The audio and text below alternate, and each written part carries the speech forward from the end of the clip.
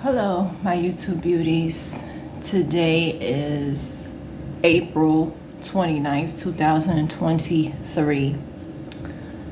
Wow, that fast. Today, if you guys saw earlier, my son was in another competition, but this was like a smaller one. It was uncommon versus uncommon.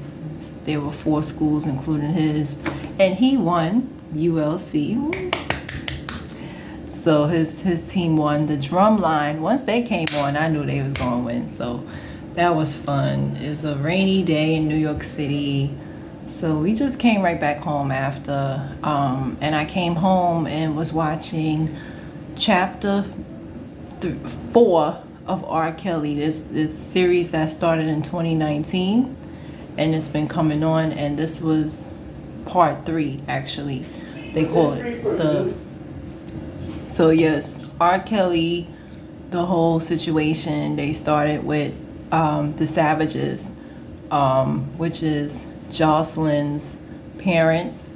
And I feel really bad for them because all the victims, they've returned home pretty much except for Jocelyn. Jocelyn said she was engaged and pregnant by him. It was all over the media. And that's what made this case very confusing. Because if you're telling the truth, why you need to, say lies? So for some people, such as myself, I knew that he was guilty of abusing his wife. It's very believable. But as far as like the kidnappings, they claim that they was kidnapped and et cetera, I felt like some of that was exaggerated. And the only evidence we have is the videotapes. So luckily he was dumb enough to videotape himself with these women and audio. And I must warn you, part 3, before you guys watch it, brace yourself because the things that they talk about is very grotesque. They talk about not only did he piss on these women, but he made them eat feces. It's just, it got so crazy in the courtroom. They said that a lot of people was walking out because the audio was just so graphic and he was cursing them out, calling them bitch. He was telling them to call him daddy. Just very degrading and belittling that these women went through. So that's what makes him guilty. We have the video footage. We have the audios to prove that this man was a monster. Versus with Bill Cosby, they talked about Bill Cosby a little bit and they just got word of mouth. They don't really have any audio tape. They don't have any video footage for Bill Cosby. And he came out of jail and he's acquitted of all charges. R. Kelly is not just a R. Kelly incident. R. Kelly represents what's wrong with the black community, what's wrong with our society in general. And what I mean by that is, I remember, I'm 34, and I remember being in high school, and there were girls that dated older guys, and no one saw a problem with it. I remember even a childhood friend of mine, she was 17 when she was pregnant and engaged, and her husband was about 22 years old. No one saw a problem with it. So times have changed. The problem with R. Kelly is not really so much the ages of these women, it's the fact of how he treated them. And I think that's what's more of the problem. Aaliyah, at one point, the generation I'm from, she kept denying it. When Aaliyah was alive, she kept saying they were just friends. How, they were just... Aaliyah just said that they were friends. In each interview she had, she denied it. She denied any intimacy or involvement with him. The woman by the name of Javante in previous series said that she witnessed Aaliyah having sex with R. Kelly on the tour bus. The mother came out and said that is not true. She doesn't know Javante. She does not she wasn't around her daughter, Aaliyah. So it was kind of weird. But then another woman came forward in the part 3 and said that she was home, she was bored and wanted to watch a movie. She puts in a tape, and the tape shows Aaliyah having sex with R. Kelly. So this is a second person with no connection to Javante that was she was involved with R. Kelly herself intimately. Excuse me. And she saw a tape. So basically, when he was involved with Aaliyah, he was involved with other people, other young girls as well. Aaliyah was not special. He did not marry her because he loved her. He married her so she wouldn't testify. So her parents couldn't testify. All they could do was get it annulled, which is crazy, you know. It's a little disappointing that Aaliyah met R. Kelly in the first place because of her uncle. It's also a little disappointing that he knew what was going on, and when he was renewing his, R. Kelly actually wanted to let him go. I guess a part of his consciousness was like, okay, I'm messing with his niece, I don't want to deal with the uncle. And the uncle says, I'm gonna pull the plug on you and Aaliyah, which means he threatened to expose them or whatever had he not renewed his contract. So his uncle knew about this, didn't care, and continued working for R. Kelly.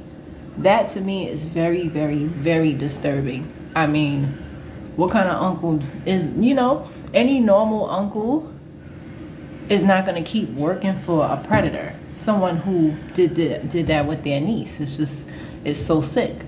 You know, he met and started fondling her or molesting her or whatever at 12, got her knocked up and married her at 15, and nobody in the family does anything about it. It's quite disturbing. And it shows you that people would do anything for money. And even when you have normal conversations with people and you know, you talk about abuse and stuff like that, they'll be like, oh no, don't block them off because they got money. Like, what? Please, I don't mind being poor and whatever and peace of mind versus I'm a, you know, sell my soul to the devil for a couple of dollars. No. Like, how can you do that? And then the good thing is Javante finally came clean, but it's very confusing because for so long she was saying he never touched her, and I was wondering that. I was like, why is she the only one on the documentary that he didn't touch? And then finally for the final chapter she's like, she was touched by him. So it's like, okay. So yes, Javante, for the longest she said that he didn't touch her and she just was a witness, and then finally for the final chapter she wants to say that he touched her and she's crying. So like, I'm confused, you know. And then Jerronda Pace, she admitted that she lied about her age. She said how she told him she was 16, showed him her ID, and it's like, that doesn't sound right, because if you're in your bathing suit in his pool in his house, you're not gonna pull out ID. Like, your ID is in your purse. So you really brought your purse to the poolside? Come on now. You know what I'm saying? Like, I think she probably told her real age and he probably didn't care. That sounds more realistic. Also, with that same girl, she said that she told him to his face that I'm going to my uncle's house, and she left on her own accord. So you can't say he kidnapped you. You left on your own accord. He didn't call you, he didn't text you, he didn't send his friends out for you. You left on your own accord and didn't return. You know, she left on her own accord, you know. Now with the feces thing, see, this is where he messed up at. You know, with the feces thing or whatever, it's like, damn, you know, you can't deny that that's disgusting, first of all. And yeah, that's humiliating. So that's where he messed up at. You know, you're just, that's dehumanizing to do that to anybody. Like, why would you have somebody eat feces? You know, and then you're peeing on them, and it's just, it's disgusting, you know. And Kelly was also a victim of his own abuse, and that's what I wanted to talk about. Regardless if you've been abused verbally, physically, or sexually, it's so important to forgive. Why? Because either you become a monster and you repeat the behavior, or you allow the behavior. How do I know this? Because I've seen it with people that I know. You know, people act a certain way. For example, someone who's overtly sexual, especially with men. I always ask them, I'm like, why are you, I remember asking about 2 or 3 different men. I said, why are you so like sexual? Why are you so, we're all sexual creatures, but when somebody's just doing too much, you gotta ask them. So one particular guy, this was 2 guys. I never slept with them, but they wanted to sleep with me. And I'm like, well, why are you so like, it's just your whole world is sex. So one of them told me that he was sexually abused in foster care. How his foster sister raped him, basically. And the other one said that he was molested by a babysitter. He came out the shower and she started giving him oral sex. So they are overly sexual because sexual abuse happened to them. There was another guy, we didn't kiss, we didn't have sex either. I actually met him on Facebook, and I don't do online dating. For those of you who do it, congratulations. That's not something I'm into. I've been on Tinder, and the guys on there are just so disgusting and demeaning. And the things that they said to me, and I didn't even meet them, is like, wow, this is who you are. Like, one particular guy was from Howard University, alumni, and he was just so, Tinder is very weird. I've never met anyone on Tinder, but I've been on there. Some weird guys. I don't know how women do it, but I digress. So, this particular guy I met on Facebook. First of all, I met him on Facebook because he just always had positive things to say on Facebook. He always had videos out, and he was just so intelligent. So I Googled him, and I see that he's a Morehouse alumni. I see he's a Harvard alumni. I see he's an author. I'm like, my man, and a CEO. So I messaged him, and I was like, you know what? And he isn't bad looking. Maybe let me message him and see where it goes. So I messaged him. We exchanged numbers. He tells me to come to his church, and I did, all the way in the Bronx. And so immediately I started noticing things about his character. I'm very, very intuitive. And anything negative about you, God is going to always show me. It's a gift I have. Some people call it emotional intelligence. I call it the Holy Ghost. I could truly say that anytime I've been burned by a man or a friend or whatever, I always knew it before it was over. So I take full responsibility, because before it's over, I know it's going to be over. That's just my bad. So with this particular man, we're coming from church, he starts talking about people. And for me personally, that's my first red flag. When a man talks about other people, women too, but anytime somebody talks about somebody in a negative way, they are insecure, period. So, they're hiding something about themselves. And I was taking mental notes. And so he's saying, oh, this particular girl's on disability and this and that. And I'm just saying to him, I'm like, what does that have to do with you? Like, as long as she's not coming to you for money, I said, I would rather have somebody who, she's on disability, but she got her own checks and she's not coming to me, versus someone who works every day and they coming to me for, you know what I'm saying? Like, as long as she's able to take care of herself and her children, that has nothing to do with you. So I was confused as to, why is that your business? Like, At the end of the day, everybody cannot work a 9 to 5. Some people have real mental health issues and they cannot work a 9 to 5, right? There's a difference between having an inability and lazy. She has SSI for a reason. She's not going to tell you the details because you're judgmental. But, what does that have to do with you? This wasn't even a personal friend of his. This is just somebody he knew from church. So that's what made it even more weird. Like, huh? Okay, cool. So we walk in. He's like, we walk to the park. And he's like, you want to get something to eat? I said, sure. Also, he had a bodyguard. Red flag number 2. Okay, you must have did something, because why you need protection? You're not a celebrity. Yeah, you got a couple of dollars, but what you need security for? Okay, red flag number 2.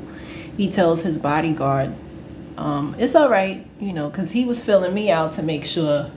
So once he knew, okay, she's good, he told him, I'm good, basically told him she's good, whatever.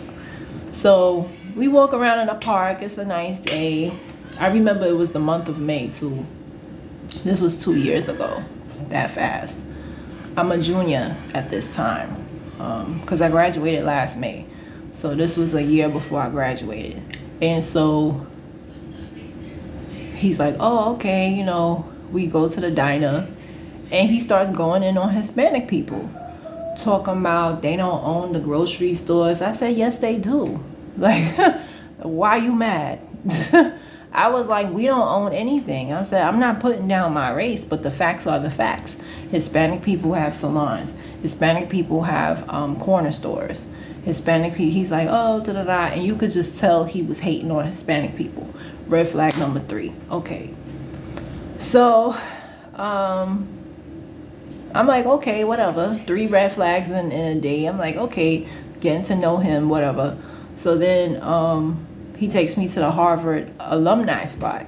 So it's not just on his Google. It's not just on the internet. He really was a Harvard alumni, because on Grand Central Station, which I did not know until he put me on, there's a spot where alumni could go and chill.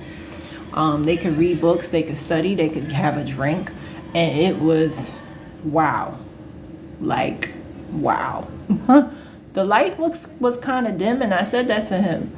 The light was kind of similar to this. And I'm like, how can people study? I have my Shein light. But he was like, yeah, this is where they study. This is where they... And the atmosphere was boring, but it was very elegant. It was very... He was like, people get married here. People have events here. And I'm like, yeah, that's what's up. I was very impressed. He had a membership card, ID number. So when we went to the, I guess you could call it the hostess, he just gave them his number and they was like, right this way, whatever. And he had told me, I asked him, do I gotta dress up? He was like, yeah. He was like, you see, look around, whatever. And yeah. So I was very impressed by that. I was like, damn. He graduated from Morehouse and he had a Harvard law degree. He used to be a lawyer, but he stopped doing it because he ain't like it. He was a college professor. He used to work at the BMCC. When you look him up, students have positive things to say about him. He was an author. I mean, he's what women want, basically. So we're talking, we chilling, we having a good time. And so days go by and he's like, can I call you? Because I'm a type of person, I'll call you, but I'd rather a guy call me. So I didn't call him yet because I was like, I'm going to let him call me. So finally he called me, and this was our first conversation. We never had a phone conversation before. Actually, no, we did before we met, but this was the second conversation.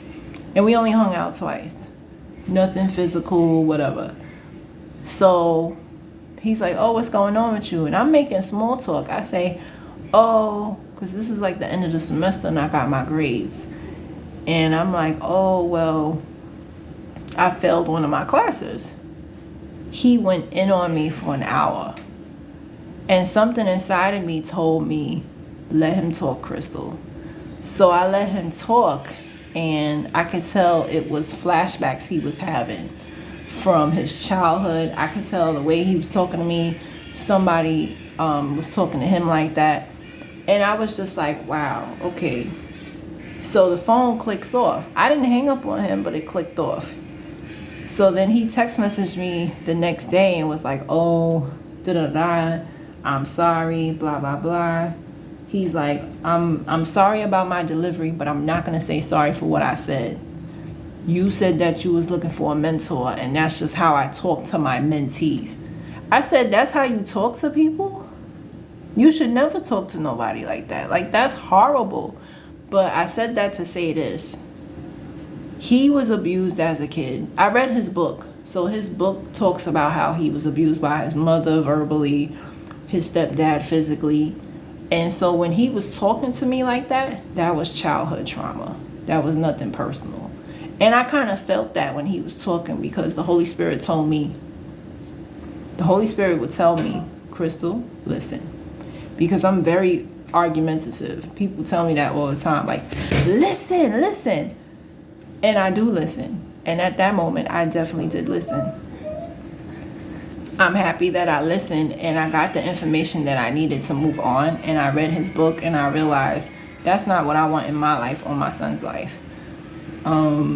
He went to jail for child porn. So no, that's a sin that I can't forgive. And what made me read his book was he was on Facebook Live and he was doing some type of event in the Bronx, you know, and he was like, oh, I've been to jail. And it made me curious. I'm like, what is Steve Urkel ass? Because he didn't wear glasses, but he's nerdy, right? So I'm like, what this nerd went to jail for? It was like, what? Like, so I read his book. If you want to get to know someone, read their book. If you want to get to know me, read my book, The Girl That Turned Into a Woman. Yes. So, yeah, I'm like, wow, you know. And God was shielding me from that, because I could have been his wife by now and pregnant with his baby. But God protected me from that. You know, he really, you know, and I thank God for that, because I could have been blinded by his credentials. You know, God only knows what type of hell he would have put me through. And he goes to church every Sunday. But that doesn't mean anything, you know. So I said that to say this, that people are victims of their own abuse. And I think he's a perfect example of, he was a victim of his own abuse. And so was R. Kelly. R. Kelly was, oh yeah, and that's also, I wanted to say, he didn't like Hispanic people because he was molested by Hispanics. So he had a strong dislike towards them, because that's who molested him when he was a kid, when I read his book. So R. Kelly had a strong, he was molested by his sister, R. Kelly. So of course he's not going to like black women, because the person who violated him was a black woman. So of course that's almost natural. And yeah, so all the instincts that I felt, all the red flags and everything, I was correct. And I was so happy to follow it. Because naturally as a woman, you're like, wow, you know, alumni of Harvard. I never met someone that went to Harvard, let alone graduated. Morehouse is a HBCU, all boy college. Valedictorian, his speech is on YouTube. CEO, he had me come to one of his spaces and did a video, and he's like, this is what I'm doing. Always in a suit, very successful, like, wow, all of this. But he got all these demons in him that he never conquered. And it's so sad. And it's the same thing with R. Kelly. The talent that R. Kelly had was ridiculous. I mean, he reminds me of myself a little bit. You know, I could take a beat and make a song, you know, like a, not even like a, you know, like how you joke around and, you know, I got ice cream. Ooh, I like ice cream. R. Kelly is like 10 times better. And he'll make it sound so catchy. Like even the song I Admit, 19 minutes, is very catchy. It's like so talented. Now that's so simple, but who thinks of that? Just 19 minutes of the melody is so good too. And just every song he's come out with, every collaboration is just good. Now I have to admit, with R. Kelly, a lot of his music I couldn't get into. And this is before I knew anything about his sexual crimes or anything like that. A lot of his stuff was just too sexual for me. And I always had it in the back of my mind, like, why is R. Kelly so sexual with his lyrics? Like, he's very, very sexual. His hits are not that sexual. The only song that's really sexual is Bump and Grind and Cookie Monster. But when you actually listen to the album, especially his earlier albums, it's very vulgar and sexual. But you're not thinking, oh, he's a predator. But they were saying that he was telling on himself. There's a song called Vibe. She's got that vibe. And I heard the song maybe 10 years ago. And that's when I realized, wow, he was messing with Aaliyah. When he said, little Aaliyah's got it. And it's like, what? Like, you talking about a 12-year-old? Like, wow. He literally told on himself. And then with Cookie, I have to admit, Cookie is like my favorite song. Cookie monster, break your back, open up like a lobster. At the video, the girl comes in and she's like, oh, put this on and he will be served now. And just all these women in the house. And that's how he was living his life. And it was like, wow, he literally was telling on himself. Doing things in plain sight, and we weren't paying attention. He peed on a girl, and right after that did Chocolate Factory. It's crazy, Happy people. I mean, Chocolate Factory is the best album. He has nothing but nothing sexual is on that album. Happy people, whatever. And then he did Trapped in a Closet, and again telling on himself. In part 3, the final chapter, it's revealed that he was molesting boys, raping boys, and he would tell those boys to bring other boys. So his victims weren't just females, they were guys too. So Trapped in the Closet is basically about him. He's in the closet. He likes men. He's gay. And it makes perfect sense because I don't care what nobody says. Any man that treats women like the way he did is gay. You don't like women. That's why you making them eat feces. That's why you raping them and beating them. Because you don't like women. And he didn't like women because the woman that was supposed to protect him, his mother, she didn't do it. Some guy from the neighborhood violated him. And she took the money. And even his brother was like, his mother was wrong for that, but he understand because she was struggling. But that's just some sick stuff. So R. Kelly going through that in his mind, it's like, oh, if I want some sex from a person, all I have to do is pay. So that's what ended up happening. He paid these women off because it happened to him. Somebody violated him in the neighborhood and his mother took the money. And then he got famous and started doing the same thing. And it's just really, really heartbreaking because yes, he's in jail for a very long time, but is justice really served? I wish that he could see a shrink and that he could get the mental health that he needs. Because even though he's a monster and he ruined lives and all that stuff, he needs help. He needs help. And it's sad that he didn't get the help. And what he got was money and fame, and the money and fame ultimately was to his demise. And one thing about Hollywood and the music industry, whatever your demon is, they're going to make sure they feed it. If it's for Whitney Houston, it was drugs. For R. Kelly, it was sex with young girls. That was his kryptonite. Whatever it is, they're going to make sure you get it. And I noticed I don't mean to make it into a racial issue, But with our black artists, our black men especially, and this is why I feel like I have to talk about this to my black men. When you get to a certain caliber in life, you have to watch your back and you have to be careful, because the devil is going to present to you your weakness. And when he does that, you have to be careful. If you know you have a weakness, try to turn away from that. You know, your weaknesses, women, try to stay away from them. Try to commit to one girl. And that's hard to do even when you're a poor man. But you got to do it for your own good, because every woman you sleeping with is not right for you. Some women are out here to destroy you, to destroy your character. They don't like you. They trying to scam you. You know, and you got men out here that they think they got game. The girl don't like you. She wants your money. She wants fame.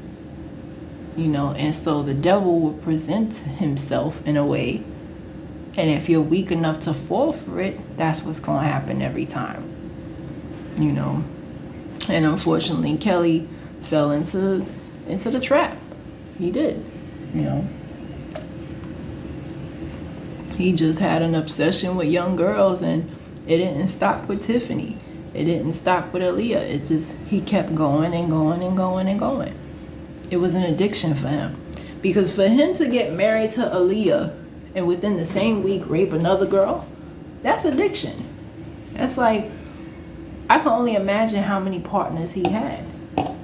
Just the victims alone on this documentary, I counted at least 30. Probably more. They just haven't come forward. But, you know, that's sex addiction. You know. But R. Kelly is so much bigger than just R. Kelly. R. Kelly represents what's wrong with our society. I'll never forget that when this first came out in 2019, I was at work in the break room and people were defending this man. And you'll be surprised how many people don't see nothing wrong with like a 50-year-old being with a 20-year-old. You'll be surprised how many people don't see anything wrong with it. In the church especially, right now you have a 60-year-old and he married an 18-year-old. And had a nerve to defend her and say she's a grown woman. You know, I can't tell you how many times when I was a child myself and how many looks I would get from grown men that wanted to sleep with me. And I never told my father because I knew he would kill him. But that sickness is real. And I've seen it. I know girls that they were 15 and 14 and their boyfriends were 25 and better with cars and would pick them up. I know girls from my church that I went to, they were 15, the boyfriend was 23, the boyfriend was well aware that they were 15, and nobody cared. Like, I remember parents knowing the age. Like I said, I had a friend who got married and was engaged at 17, and her husband was 22.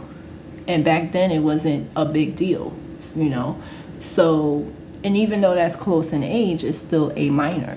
So now it's something to be ashamed of and look down upon. But there was a time when it wasn't. There was a time when people thought that Aaliyah and Kelly were together, nobody thought anything was wrong with it because he was in his 20s. I remember that. I remember being in the 2000s and people brushed it under the rug like, oh, well, maybe he really loved Aaliyah. And it's proven that he didn't love her. He used her. She was just a piece of butt, piece of just vagina to him. And that's the sad part, that he really did not love her. And it shows you that these older men, they don't love you. They just want to use you. You're just a sex object. Because if he really loved her, he wouldn't have been sleeping with the other girl and then slept with someone else. He was just with so many people while he was with Aaliyah. So it just proves to you that then he gets her pregnant, she gets an abortion. If you love someone, you're not going to tell someone to get an abortion. I don't care. If she really loved her, he would have told her to keep the baby. But he told her to get an abortion. And then he marries her so her family can't press charges. That's not love. That's not love. Love is Wait till you a little bit older, and we gonna do this the right way. That's love. You know. So yeah, it's just, that's the part that really like what was wow to me. Like, wow, he really did not love Aaliyah. He just played her like everybody else. She was not special to him. She was his protege and he made her famous, but he didn't care about anybody. He didn't even love his wife. His wife couldn't come to the kitchen unless if he said. His wife couldn't go to the bathroom unless if he said. This man loved no one, not even himself. And that's the sickness, and that's the problem, you know. And in the black community, what do we say when, first of all, I know too many people that have been raped and molested. And when they try telling someone, they either wasn't believed or they feel like, oh, well, you shouldn't have been around him. How many of our mothers have told us, it's men in here, put some clothes on. Why is it my fault? Why is it, you know what I'm saying? Like, God forbid if something was to happen, that doesn't give them a right to do something because I'm dressed a certain way. Like, we're so conditioned that in our culture that if something happens to us, it's our fault because why you're dressing like that. How many of our mothers, you know, my father never did nothing to me, but I remember my mother would say, put some clothes on. There's a man in the house. What man? My father? He not looking at me like that. Like, come on now. You know? But it's so conditioned in us because why? Abuse is so common. You know? You got people who don't even trust their own child's father because it's so, the whole abuse thing is so common. But it's like, you should know your man. You slept with him. You made a baby with him. You should know that he's never going to do that. And at the end of the day, if he was your man and your husband, and you even think that he would do that, that says something about you and your choices. You know. But yes, the R. Kelly situation is way bigger than just R. Kelly. And I'm going to end it off with saying, abuse is never okay. If you or someone you know is being abused, call 311 and they will get you some help. There are shelters out there. There is help out there. If you listen to the sound of my voice and you are a minor and you are watching this, please tell someone. Please tell someone. Tell your teacher, tell your friend, tell someone who you trust. Don't keep that inside, because when you keep that inside, you end up like R. Kelly. You end up a monster because you never tackled the demons that was inside of you. Also, I wanted to add the 14-year-old that was peed on, which was Sparkle's niece. She has come forward. She's 37 and she has come forward and she has testified. So that was very good to see. Part 3, the final chapter of R. Kelly Survivors, is on Netflix. And those are my thoughts.